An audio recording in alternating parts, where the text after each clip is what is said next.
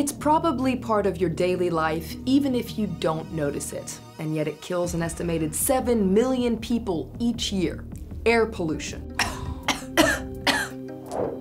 Sometimes it gets so bad you can see it. These episodes, like this one in Beijing, are commonly called airpocalypse. Now, China is no stranger to pollution, but it's increasingly taking radical measures to clean up the air. This year, authorities went so far as to ban firecrackers during Chinese New Year, a sacrifice locals were ready to make in order to get their blue skies back. We used to set off a lot of fireworks when I was a kid, but these days the government wants to fight air pollution. You can see that it's not as bad this year. Before, the only way to escape the smog would be to go overseas, but now the air quality is really good. Around the world, countries are waking up and taking steps to tackle air pollution. Governments are cutting back on diesel fuel, getting cars off the street and people on public transport. But what if all this actually made global warming worse? Wait, how can cleaning up the air be bad for the planet? At the heart of this paradox are microscopic polluting particles floating around in our atmosphere called aerosols. Aerosols have mirror-like properties, which means they act like shields. They reflect sunlight back into space and thus help keep the planet cool. Aerosols exist in nature. Back in 1783, Benjamin Franklin observed that tiny particles from volcanic eruptions tended to chill the weather. And it's widely accepted that the 1815 eruption of Mount Tambora in Indonesia caused the year without a summer in 1816. More recently, the 1991 eruption of Mount Pinatubo in the Philippines caused global average temperatures to drop by 0.5 degrees Celsius for the following 15 months. Nature aside, man-made activities have resulted in an excess of aerosols in the atmosphere, and they're slowly killing us. The tiny particles burrow deep into our bodies, causing damage to our heart and lungs. So here's the hitch. On the one hand, aerosols are extremely dangerous, so we should get rid of them, right? But cleaning up the air could increase global warming and the catastrophic climate effects that go with it. It seems like we're in a trap. Of course, we want to get rid of the air pollution in East Asia. That's obvious, and it's also ongoing. But removing this air pollution will also have the effect of removing a cooling that they've had on the surface of both India and China for a while now.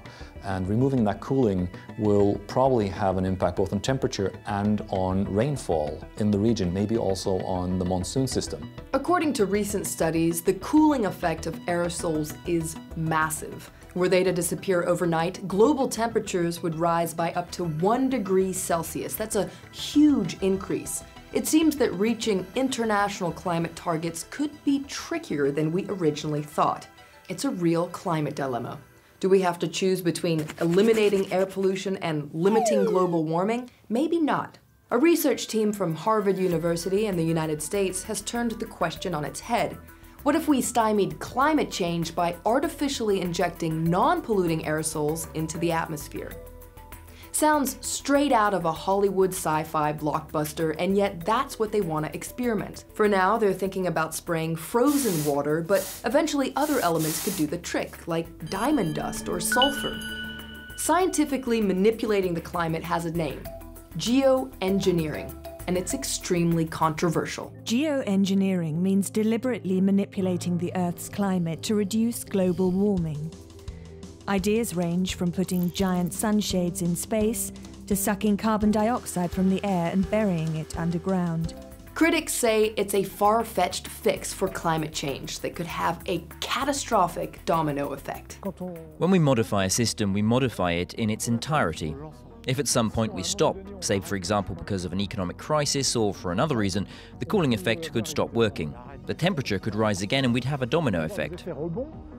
So we'd have to be sure to be able to inject sulfur into the atmosphere for the next decades, even centuries, which seems to be an absolutely huge challenge for society. Are climate engineers playing with nature and threatening human lives? We asked geoengineering poster boy David Keith.